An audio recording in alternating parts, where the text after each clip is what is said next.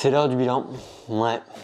Après plusieurs années à tester différents types de boards, dont des Midlands, ces petites boards, enfin pas si petites que ça justement, assez volumineuses, et ben il est l'heure de faire le bilan. L'heure de faire le bilan, savoir si ça vaut le coup d'en acheter, est-ce que c'est bien, pour quel type de vague, pour quel type de surfeur, est-ce que c'est fait pour toi tout simplement. Salut, c'est Antoine de Surf Moustache et bienvenue pour une nouvelle vidéo. Avant de démarrer, n'oublie pas de t'abonner en cliquant sur le bouton s'abonner juste ici. La première chose, c'est vraiment comprendre comment est fait un Midlands avec notamment cette board Wife Cabianca modèle Sherpa imprimée en 3D, review à venir très vite.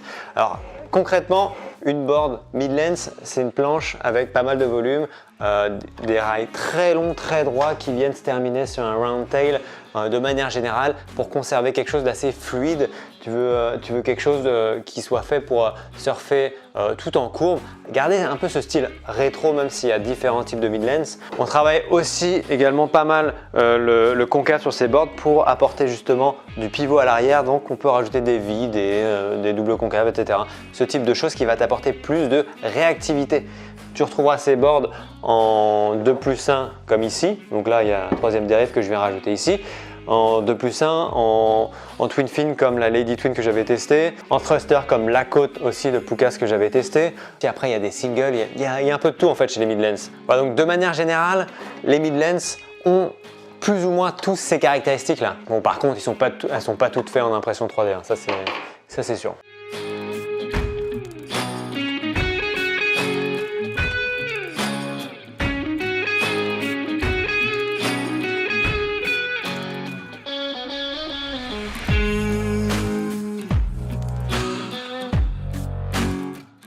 Et pour comprendre comment se surfe un Midland, c'est important de savoir d'où ça vient. Alors, le Midland sort des années 60-70, l'époque où on surfait des longboards, que ce soit petits, que ce soit énormes, et des mecs comme Bob McTavish se sont dit tiens, moi je surferais bien une board un peu plus maniable, j'aimerais bien envoyer plus de manœuvres. Du coup, c'est là qu'est née la Rincon Tracker de Bob McTavish en 1968, donc fin 60, début des années 70, c'est vraiment l'ère du Midlands. C'est là où le Midlands c'est cool, c'est des planches plus maniables, mais ça va s'arrêter très vite à cause de l'apparition du shortboard avec des surfeurs comme Maverick Chance qui viennent populariser le shortboard qui va prendre vraiment le dessus sur le Midlands et ciao le Midlands. Jusqu'à peu de temps, les Midlands étaient vraiment vus comme des planches qui servaient de transition entre la petite planche de débutant et le shortboard. Alors que maintenant, avec des surfeurs comme Torren Martin ou Mikey February qui envoient des gros carnes et se collent des tubes avec ses boards, et ben on voit vraiment un regain du rétro. Et le rétro s'arrête pas là, hein. Ça envahit le fish, etc. Le Midland, c'est aussi différents types de boards pour différents styles de surf, comme la Lady Twin avec cette fois-ci un round pintail, un twin fin, des channels, une planche vraiment plus performante. On retrouve également la Pukas, la côte, cette fois-ci avec pareil une longue ligne de rail, un round pintail à l'arrière assez affiné, des rails assez pincés comme sur la Lady Twin, mais cette fois-ci monté en thruster et qui donne du coup plus de contrôle, un mix entre contrôle et maniabilité qui est différent encore une fois. Après, on a des planches comme la Sherpa Cabianca Wife que j'ai derrière moi qui, elle, montée en 2+1, va apporter encore quelque chose de différent. C'est pas aussi maniable qu'un twin, mais ça apporte des jolies prises de vitesse. On est capable de faire des jolies courbes avec, mais c'est encore un surf différent. Donc vraiment, on a un panel large de possibilités pour quelqu'un qui vient du shortboard comme moi et qui depuis 20 ans surfe sur du shortboard. C'est vraiment un autre univers, c'est complètement différent et ça apporte justement à ton surf quelque chose de différent. Quel niveau est-ce qu'il faut avoir pour surfer un Midlands? Tout simplement, elle répond à tous les publics parce qu'elle est capable de surfer tout type de conditions et de s'adapter à son public.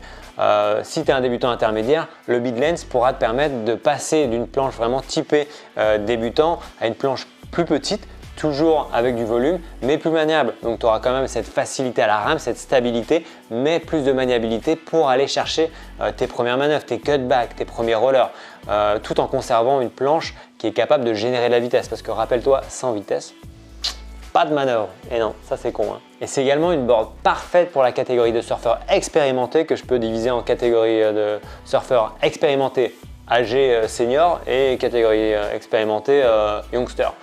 Pour les personnes qui sont un peu plus âgées, tout simplement, tu n'as pas forcément envie de batailler au pic tout le temps, tu veux avoir plus de facilité de rame, une planche qui passe les sections sans devoir à pomper comme un âne, et ben c'est le Midlands. Le Midlands te permet de faire tout ça. Après, pour les surfeurs, les jeunes surfeurs expérimentés qui eux kiffent le shortboard ou kiffent tester différentes planches, et ben c'est génial. Moi je viens du shortboard, c'est tout à fait mon cas. Et j'ai appris tellement en surfant, en testant plein de planches différentes, mais les mid-lengths, ça m'a permis d'avoir un surf plus fluide, vraiment d'anticiper, parce qu'un mid-length c'est pas aussi réactif qu'un shortboard. Donc quand tu veux taper une manœuvre, il faut anticiper ce que va faire la vague et ça te permet de corriger plein de choses dans ton surf. Et j'ai vu mon style vraiment s'améliorer. Quand tu es petit, quand tu es un jeune youngster en surf, moi je voulais envoyer le plus de manœuvres possible. Maintenant ce qui m'intéresse, c'est vraiment d'avoir le meilleur style possible, peu importe la planche. Et je pense que le mid-length est l'une des boards qui m'a permis de vraiment travailler sur ce côté fluide dans mes transitions, et c'est un super exercice pour ça. C'est bon, je pense que j'ai assez parlé du mid-length. Si toi aussi tu en as déjà testé une, n'hésite pas à le mettre en commentaire et à dire quel type de board est-ce que tu as testé. Et je terminerai avec une conclusion très simple. Je pense que tout le monde devrait avoir un mid-length dans son quiver. Ben voilà, c'est tout. T'en penses quoi toi? Ouais, c'est pas mal, hein. Allez, bon surf. You.